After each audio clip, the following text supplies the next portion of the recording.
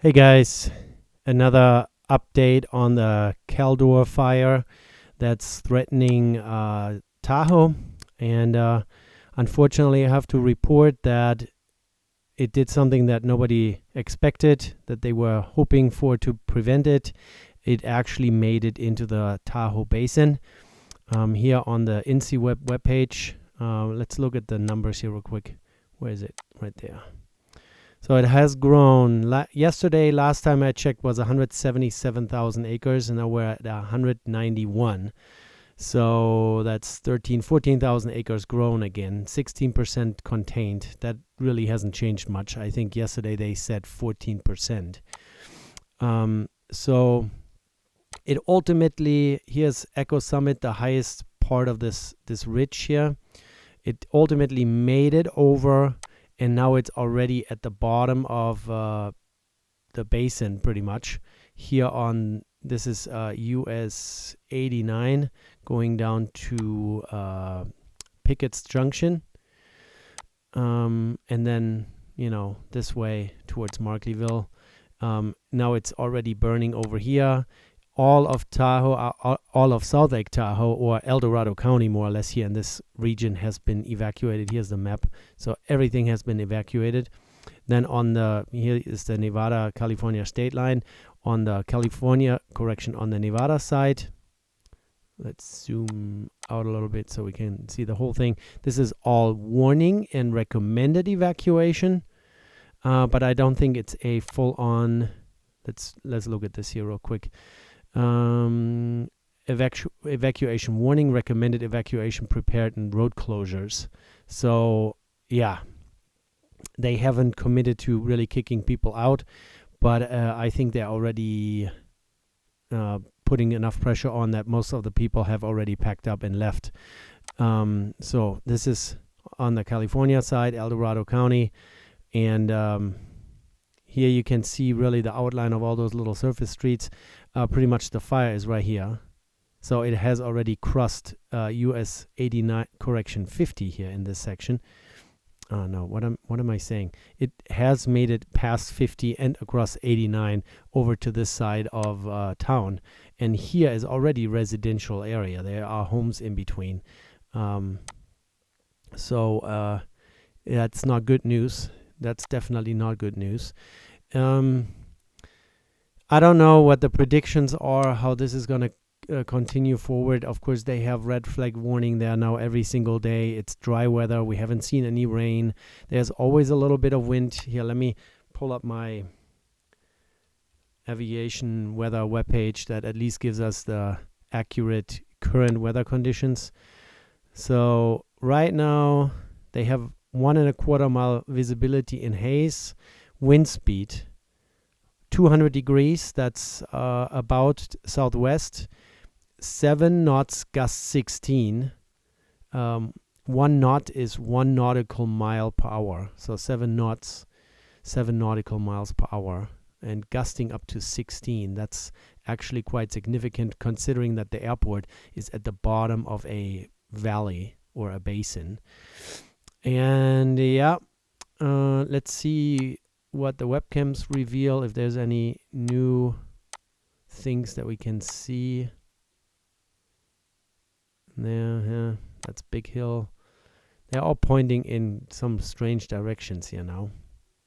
Sierra at Tahoe, I think it's going to be just engulfed by smoke, so we're not going to be able to see anything. But let's look at the heavenly side. That's the one on the east side of the basin, pointing toward. They have some problems with that camera. Can't really see much of anything because of all the smoke. Oh, that doesn't look too terrible there.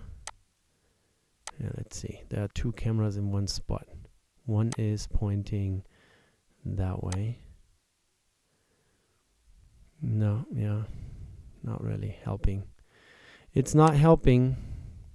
LPD Mobile. That seems like a webcam that they just put up.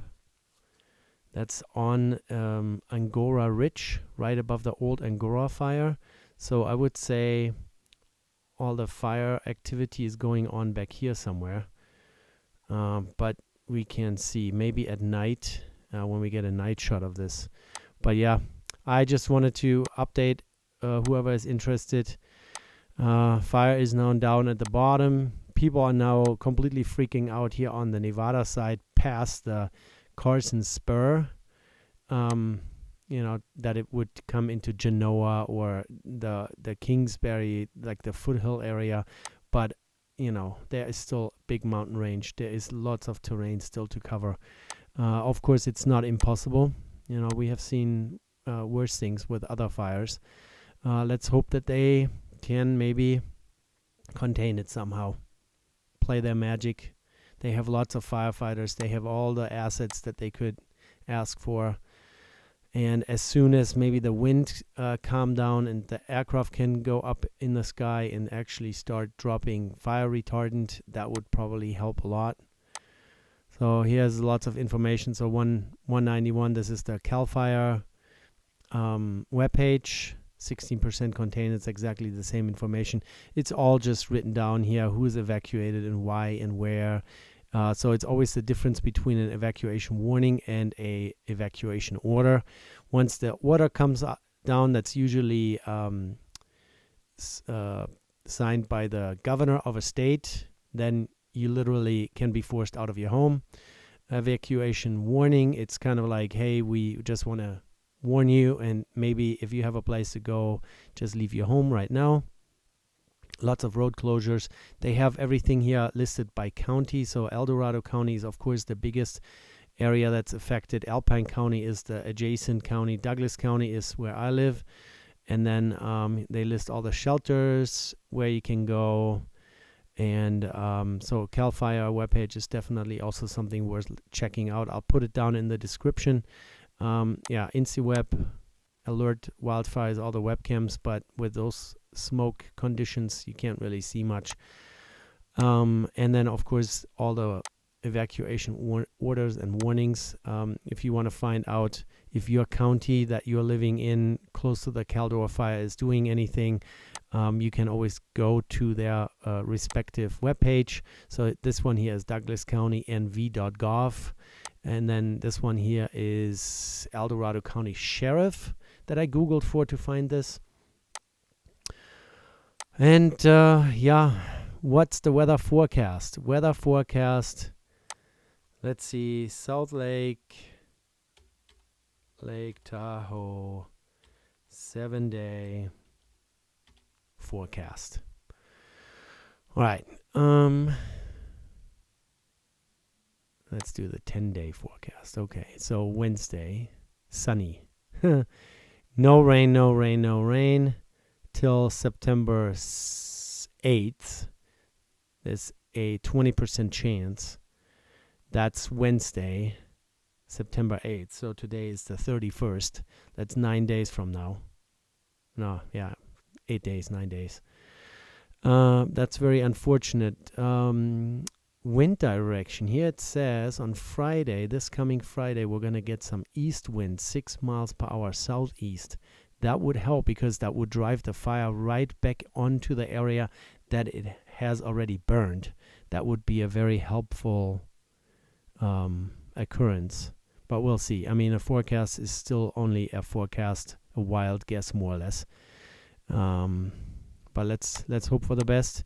I hope everyone that lives here in this area, especially where it's currently burning, all this up here, people have moved out, and let's hope that the firefighters can do an excellent job protecting structures, and your home will maybe have a few less trees, but at least your home doesn't burn down. Unfortunately, Tahoe is so densely forested, considering that it is a city with 29,000 people, that neighborhoods are literally built into the forest. Is this all it can show us?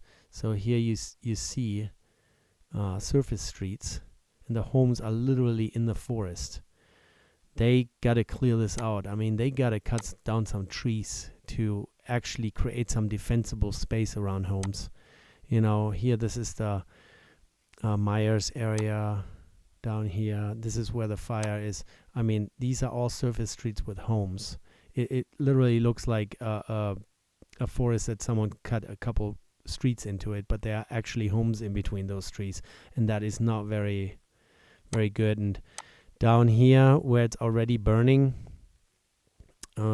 here's a, let's see, where are we at? Here's a golf course. Somewhere over here is actually a fire station, and it has already I mean, I don't know in particular how many structures have been damaged. There are cabins up here and some residences, but it's not densely populated in those sections here. This is pretty hilly, steep terrain, but yeah, I would be definitely worried about this here. Let's hope that the fire guys that they can do something about this. All right, I'm just rambling now. You guys take care, be safe, stay healthy, and let's keep praying for all the people that live here and have to fight the fires at the moment. All right, see you in the next one. Bye.